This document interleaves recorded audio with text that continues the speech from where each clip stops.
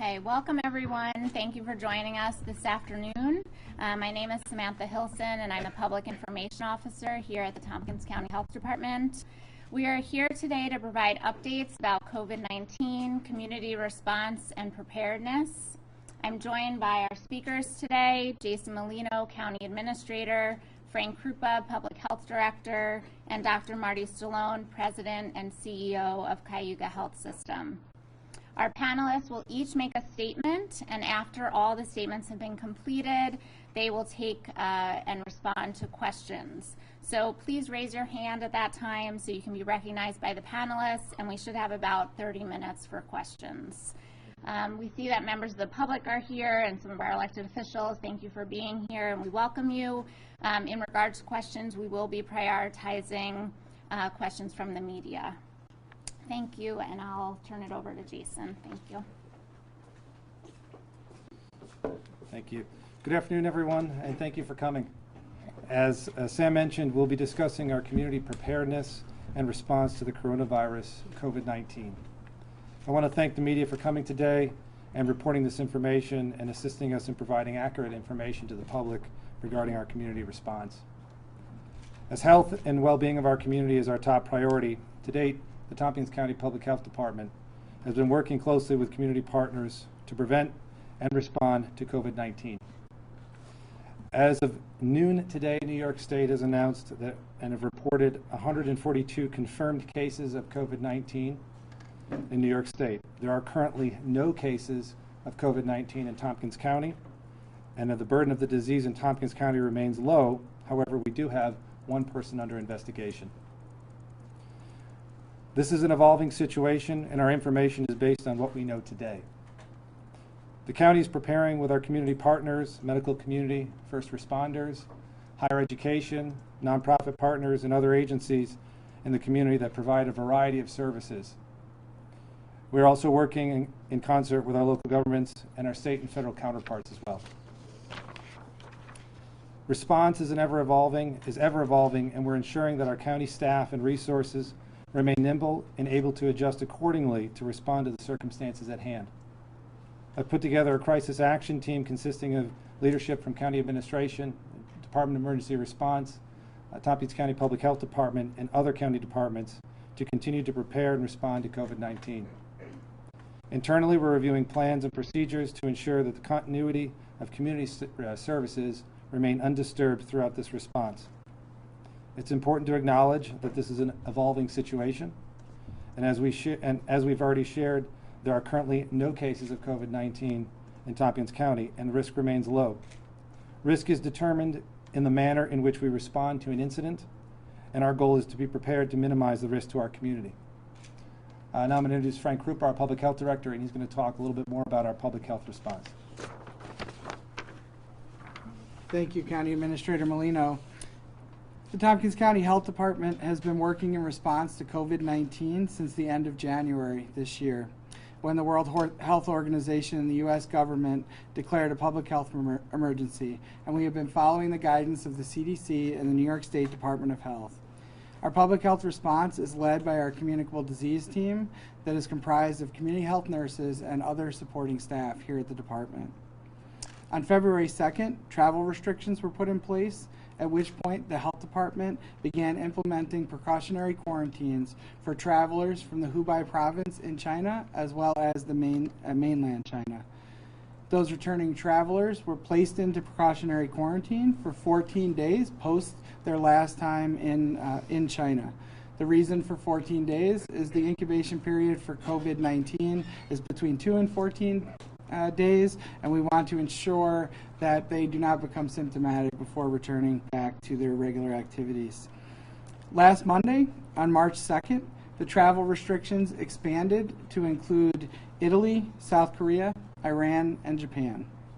To date, we've had 47 people quarantined here in Tompkins County, 8 of which have been released from quarantine because they lasted the 14 days and did not become symptomatic.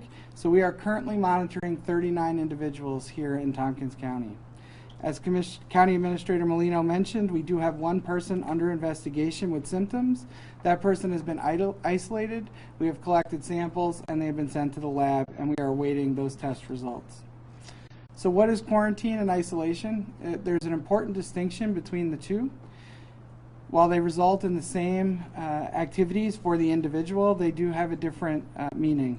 We quarantine those individuals that are asymptomatic or without symptoms and that are healthy but have potentially been exposed to prevent them from having contact with other healthy individuals.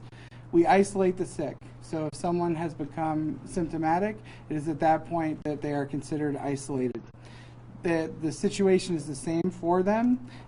Quarantine occurs in a very specific designated location for the purpose of observing and monitoring, and the department looks to make sure that they do not develop symptoms consistent with COVID-19. Obviously, someone in isolation already has symptoms. In most cases, people are quarantined at home as long as they can be separated from family and housemates.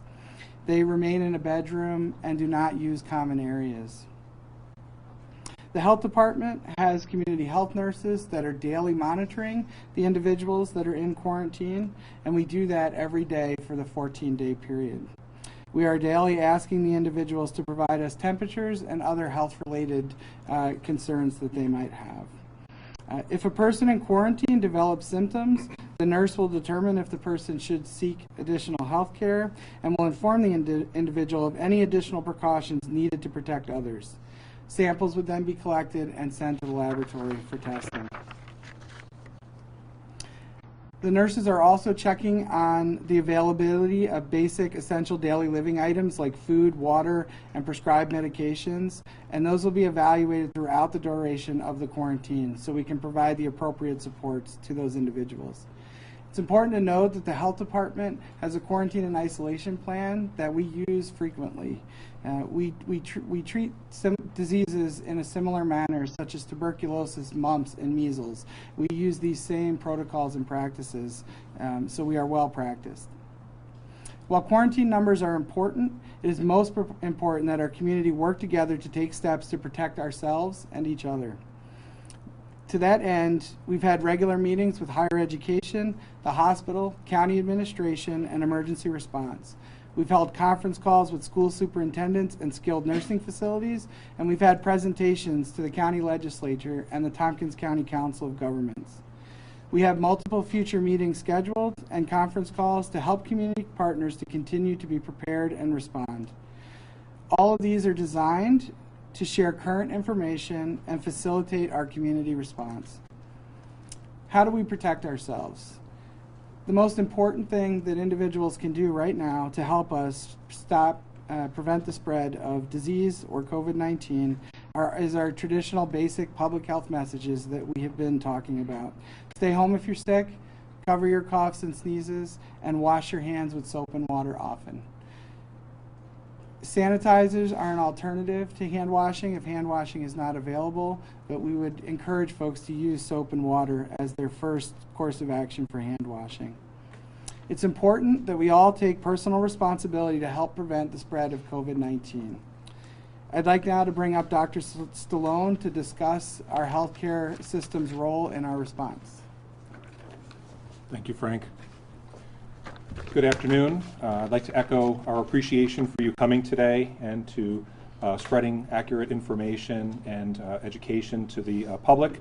My name is Dr. Marty Stallone. I'm the president and CEO of Cayuga Health System. Also serve as the president of Cayuga Medical Associates, which is the hospital-affiliated practice of approximately 150 providers, doctors, nurse practitioners, physician assistants. And we work in close collaboration with a larger network of providers counting 400. There's 40 practices, 2 urgent care centers, an array of clinics and facilities. So I'm speaking on behalf of the provider community. My main message is that the provider community is diligently receiving and digesting and incorporating information from trusted sources, including the county and the state, as well as the CDC and World Health Organizations. Together, in conjunction with government and public health officials, we are ready and capable of responding to the spread of the viral infection and mitigating that. I'd like to offer assurances today through information provided, but I'm going to ask for your help in keeping this in context and communicating messages of education and personal hygiene and the like. I'd like to emphasize our own preparation that is noteworthy, the coordination that exists between government and healthcare organizations, and best practices to mitigate the spread and limit the spread of the infection. I'll start and end by emphasizing that there is a great state of readiness and substantial capabilities that can be brought to bear, and that we're working diligently to alter plans to meet the needs of the situation as the situation changes. And assuredly, it will change, and we're watching it very closely. To baseline, this is a communicable disease. It is a respiratory virus. As you know, COVID-19 is a coronavirus. We know a lot about coronavirus, though there are some aspects of this new strain that we don't understand. But what we do know is that the combination of virulence and transmissibility is cause for concern, and that's the call to action for the public, the community, as well as the provider community to take the appropriate precautions and steps to lessen the spread. In terms of spread, speaking of that, it is spread by respiratory droplet mechanism. That is, the virus is shed from the upper respiratory mucosa, and spreading happens most substantially when patients are actually ill. The symptoms of the disease include fever, chills, coughing and sneezing, body aches, and when those symptoms are at their highest is when the transmissibility is greatest. That's actually an asset in the situation, unlike other viruses that are more contagious before the patient becomes symptomatic, and so spread is somewhat occult or not understood at the time that it's actually happening. So that's some good news. Spread is greatly affected by the behavior of individuals in society. Things like good hygiene practice that Frank mentioned, hand washing, and considerate coughing and sneezing into fabrics and spacing. These are all important steps that we can take. Separation or social distancing, as you may have heard from certain sources, is important in limiting the spread between individuals, as it is a person-to-person transmission mechanism. And then, of course, barriers, personal protective equipment, things like masks, face masks, gowns, in certain situations, PAPRs or positive airway pressure materials are important to limit the spread, particularly in hospitalized patients, although there are none at this point in this county, and we'll talk more about PPE in a minute. A word on treatment. The treatment is supportive, so it's supportive over-the-counter and in-the-home treatment that's indicated in the vast majority of cases. There's no active therapy, there's no available therapy that limits the natural course of the disease. We effectively get over the illness over the period of 1 to 2 weeks if one were to acquire it.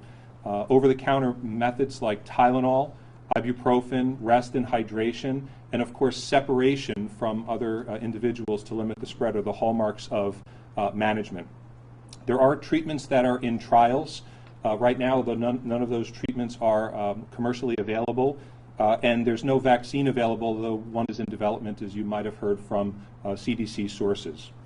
In the most severe cases, of which we have none in this county and are the minority of cases in the history of this disease, oxygen therapy, positive pressure ventilation, and other ICU-like treatments can be necessary.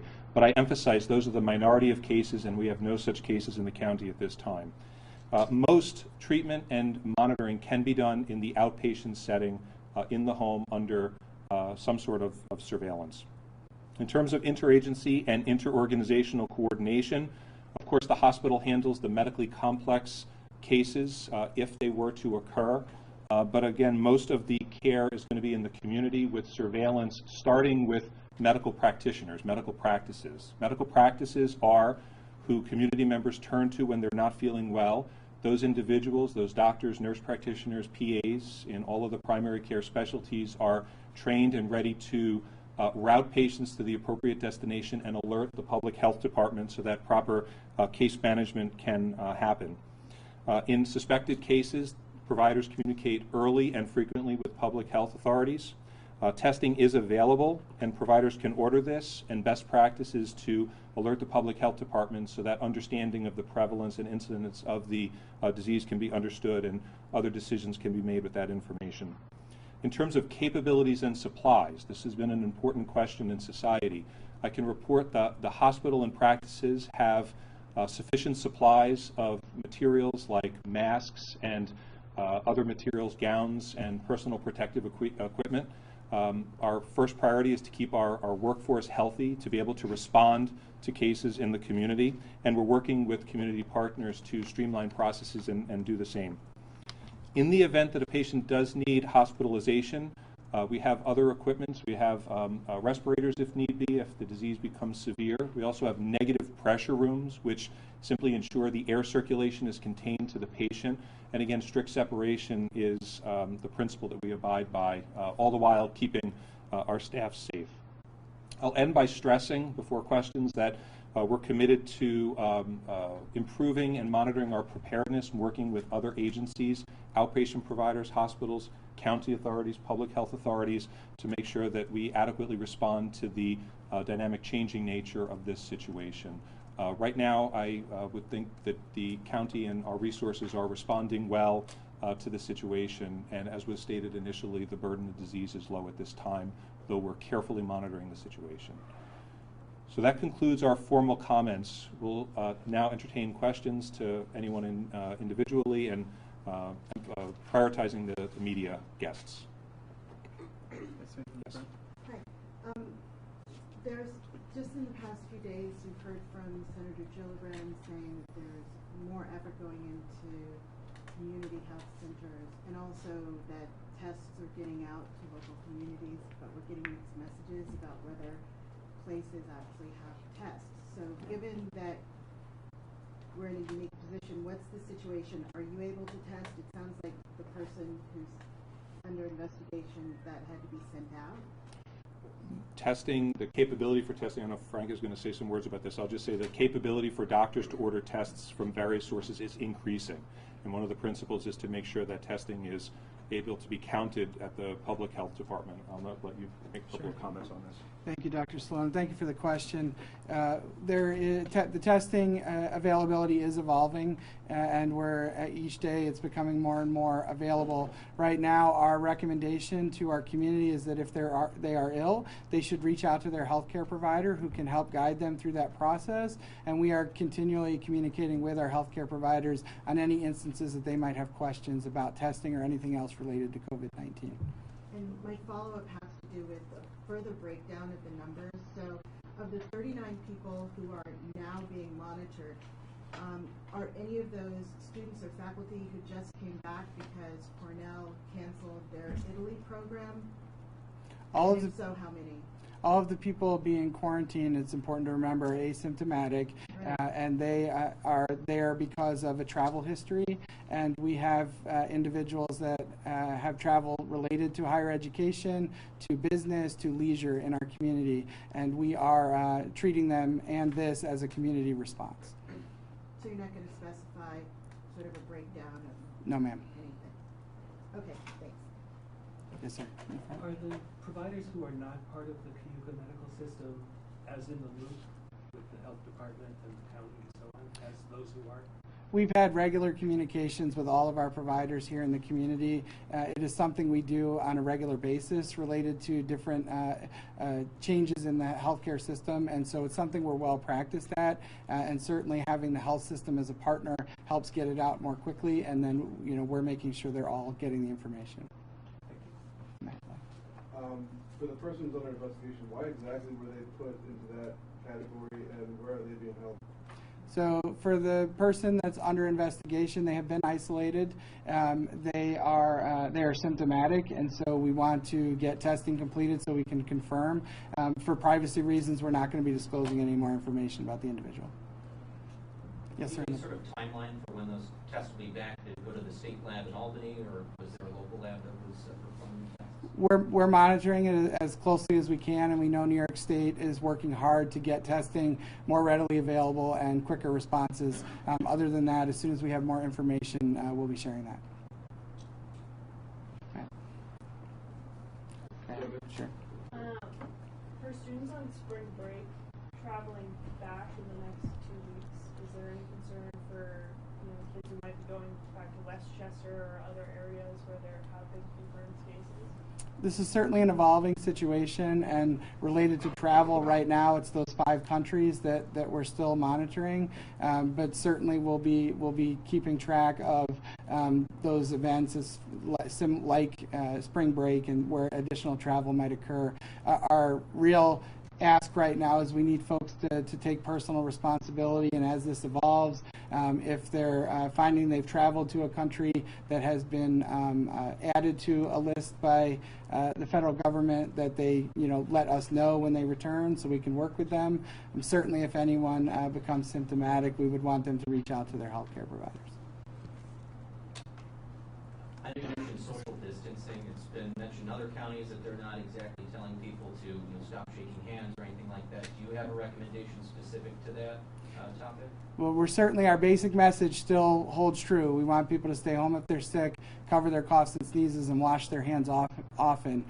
Beyond that, we are not recommending the canceling of any events. What we are recommending is that individuals in the vulnerable populations, meaning senior citizens, those with immunocompromised situations or underlying health conditions, they should be mindful of where they're going in the community because they are the most vulnerable. But they should really already be taking those steps because we're in the midst of a very difficult flu season as well, and all of that would hold true for flu. Pat, did you have another? Start here in the front, and then I'll come to you, Matt. I've seen people wearing masks out in Target or just around. Is that an overreaction, or is it a good precaution? We are only recommending that healthcare workers that are providing care to potential or confirmed cases need to be wearing appropriate PPE, including an N95 mask, unless someone is actually sick. And at that point, they're wearing the mask to protect the rest of the people around them so they're not spreading their illness. But other than that, we are not recommending masks for the general public. Yep. Okay. Could you describe the relationship that the health department has with Cornell University as you're navigating through this situation? Is Cornell University advising the health department? So we have relationships with all of our higher education institutions here in Tompkins County, and we've been working very closely from the beginning with all of them. And they have been very good about working with us from a local perspective, as well as heeding the guidance that we've been passing along from the New York State Department of Health and the CDC. Was the health department involved at all in the recent expansion of Cornell's, the new travel regulations they released last week? We've been working in partnership with all of the higher education institutions, and it's important to point out that organizations certainly have the opportunity to take steps that they think are most important to protect their constituents, and we support and are partnering with all of them. Follow up, Matt? Yeah, how do you define, this is not at all on that topic, but how do you define exposed? Go ahead. So typically the exposure is within 6 feet of an individual that is a known positive carrier, a tested positive carrier of the disease. It's also if you come from one of the level 2 or level 3 CDC designated areas of the world where you would automatically be presumed to be of sufficient risk to be put into quarantine. So it's those two things. And typically it's again a respiratory droplet mechanism where the virus stays in the air for a certain amount of time. So any real close contact within 6 feet or direct contact with a known positive case, that would constitute direct. In the front here, ma'am, Yeah, could you explain different masks and their value in terms of preventing the spread, either the flu or COVID-19? Right. For healthcare workers, it's typically an N95 mask that is produced by a number of vendors. It's a fit-tested mask, so you go through a specific regimen with a bioengineer who makes sure that the mask of a certain size works the right way. You actually should test the mask when you put it on to make sure that there's a seal.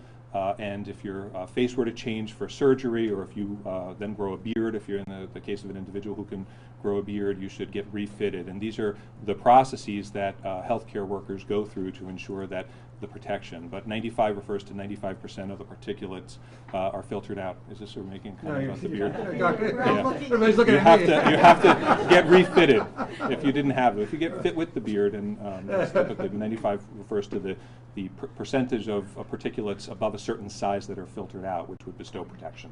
And so when we see people walking around with the flimsier, or when you go to the doctor and they say Yes. if you're coughing, wear this, what is that mask? It's simply less effective than a professional grade masks of the kind that we would issue in the hospital setting to protect workers who were directly taking care of patients who were tested positive. There's some benefit for reducing macro droplet spread, but it's just not effective as the N95 variety of mask. And then, of course, there's full shields with positive pressure of the kind that would provide 100% closed air circuit through a HEPA filter and the like. Can I pivot for a second to the flu? Compared to COVID, so we know you've said that the risk Yes. to COVID-19 is very low in Tompkins County. We said the burden at present. The Oh, risk is sorry. actually high, but it's mitigatable depending on how we act as a community to reduce it. And Okay, so burden means? burden means the affliction of the disease on the population in terms of a number of positive cases and how many people are actually contracted the disease, which right now is 0. Okay. And then how does that compare to the burden of the flu or the risk of getting the flu? Right. I think the concern with this particular virus is the trajectory and what might come of it. And again, it's the combination of transmissibility and virulence or severity of the disease. And so scientists have determined it's more virulent and more transmissible. In some viruses, Ebola as an example, can be almost so virulent and lethal that it kills itself out in certain situations. So this has the ability to spread and afflict a population. That's not a prediction, that is a concern, and it's a call to action to act in particular ways to prevent it. Hence the strict hygiene requirements and the protocols we've been talking about here, and the calculation and the vigilance around travel that causes concern, and then symptomology so that you get into a tracking situation through the Department of Health. Does that make sense? Yeah, Good. actually. Good. Amazingly, right? I understand. Yes. I know that recently New York State received $40 million in funding for this. Has any of that funding gone towards Tompkins County, and if so, how is the county using this funding? Yeah, I'm going to hand that off. So the governor declared a state of emergency, and the state legislature also approved a $40 million relief or $40 million aid spending to address this issue. Right now, the majority of that, from our understanding, particularly the state of emergency being declared, is really about being able to expend funds in an easier way and procure funds in an easier way to address the issue, whether it's buying supplies, providing additional transports for potential patients, opening up additional testing facilities throughout the state. So a lot of this has to do with the state's ability to respond and provide resources to really the frontline folks to be able to address this issue. So right now we have not received direct aid from the state on this issue, but as I suspect as this evolves more, we may have additional resources provided to us. But that's really geared towards around the state of emergency that the governor's declared. Is that your question? Sure. Speaking of supplies, the governor mentioned this morning the state will be producing hand sanitizer. Have you guys reached out to them at all about a need in Tompkins County at all?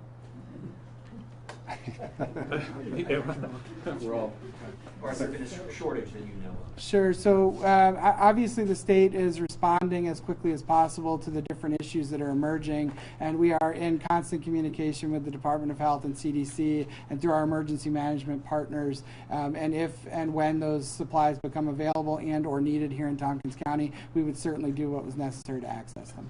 But currently you don't need it. Correct. Other questions? What are we doing for soap? Matt? I lost it, I'm sorry. Okay. Go back, please. as a point is a Because Cornell does a lot of business and has students from all over the world, has that affected how the county is handling this situation? Our response is based off of our community, and there are many partners that have constituents that have international travel. And so, again, we're addressing this from a community perspective, and anyone that's here in Tompkins County is part of our community, and we're going to work to keep them safe and healthy. And I did want to follow up. There is a good point about the soap that was brought up. It is still our primary ask is that folks use water and soap to wash their hands. It's the best way. Hand sanitizer should be used in situations where you're not able to access water and soap. So as people are trying to find hand sanitizer, it is important to remember that the message is please wash your hands with soap and water. Hand sanitizer is an option if that's not available. Yes, ma'am. I don't want to keep harping on the semantics of risk versus burden, but in previous health department statements, it was stated that the risk is low for Tompkins County community members.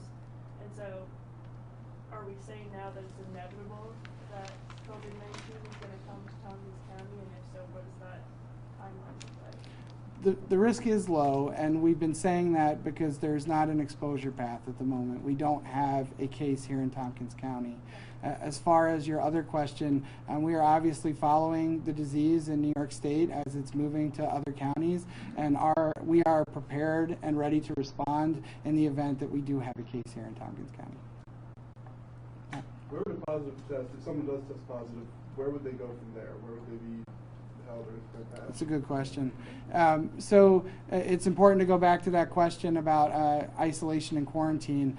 They have already been separated from other individuals because they've been isolated because of the symptomology, and so they would already have been separated and would remain there until they were healthy and had resolved the disease. So knowing that someone is positive doesn't really change anything for them in this current situation because they're already in isolation. What it changes for us is we then expand our contact investigation because now we have a known case, and we would want to make sure we were reaching out to anybody that was a contact so they could take the appropriate precautions to help us prevent the spread. Yes, sir, in the front. So 2 weeks is a long time to be away from work or school. Have you had any pushback from people who needed to go into quarantine for 14 days? The great news is to date we have not. Everyone has been extremely responsive. They understand the situation, and they get their personal responsibility in helping us prevent the spread. So we've been fortunate that we've not been faced with that, but if we do, we will work with those individuals to help them navigate quarantine as best we can. And as a follow-up, are you working with employers to understand that? We've not yet had that need, but certainly if someone we had in quarantine was facing an issue like that, we would work with them to support them in any way we can. Matt. For Mr. Dr. Solon, does CMC have the capability to provide the in-home monitoring you were talking about? Could you clarify the in-home monitoring? I think you said that if someone's sick or in isolation, they would be, or even under quarantine, that they'd have like in-home monitoring? Right. So that's actually, there's a spectrum of response based on how ill the person is. In the case of quarantine, they're not ill, and we're waiting to see are they positive or not. That's certainly in a home setting, an outpatient setting. Isolation can also happen for positive cases if they're not ill enough to warrant coming into the hospital. In both those cases, separation is accomplished from other individuals. And clinically, in the case of a positive test, if they needed hospitalization, they'd remain separated with healthcare staff using PPE and barrier protection, and they come into the hospital but remain separated. So in all situations, they remain separated. Yeah, Frank will expand. Sure. Yeah, the specific question about monitoring of those folks that are in quarantine and isolation is being done by the health department. So our nurses are making daily contact with the individuals, again, to ensure that first they're remaining asymptomatic, but also to check to see if they have any personal needs that need to be addressed. So that is being conducted at this moment by the health department. Yes, sir. Do you have any sort of expectations, or are you making any sort of preparations as for when IC or Cornell students come back from spring break? Yeah, we've talked about that question. We're working with our community partners so we can understand any potential situations that we need to be preparing for. But again, at this point, there are only travel restrictions related to those 5 countries. And as individuals do return to the community and this continues to evolve, we would obviously be working with the New York State Department and the CDC on any additional guidance related to travel. And the way back. I was just going to say, there are parents at kids in local school districts that are really, really concerned to the point that they're saying, should school even be open? And can you kind of put in perspective and maybe put them at ease a little bit about the situation in Tompkins County? Sure. We do not have a case of COVID-19 in Tompkins County today. So that's probably the most important message to parents at this point. We are working with our schools so that they are prepared and understand that we're giving them up-to-date information so they can react and respond as appropriately. And right now, folks should generally be going about their daily lives unless they're in those vulnerable populations. And then they should be mindful and thoughtful about how they approach it. But they should be doing those things related to the flu as well. That's Matt. Would you advise that parents of immunocompromised kids pull their children out of school? I think that's a conversation for them to have with their healthcare provider to make those decisions on a case-by-case basis. And if there's any questions from them or their healthcare provider, the health department would stand ready to help them navigate those questions. For Jason,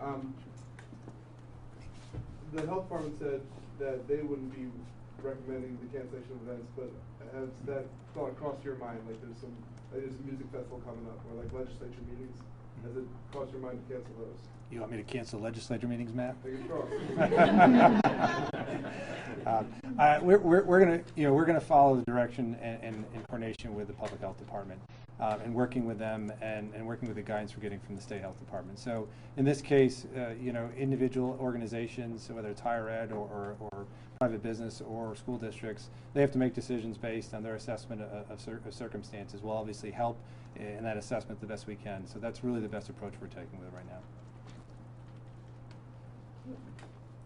While you're there, Sure. would you talk about whether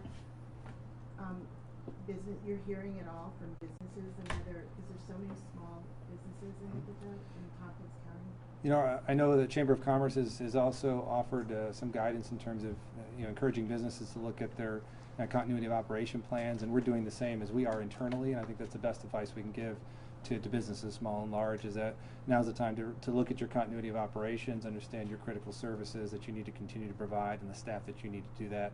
And if there are other alternative means for that staff to continue to do that work, you have to evaluate those circumstances based on their needs. To follow up on her question, are businesses reporting less business? I have not heard anything along those lines.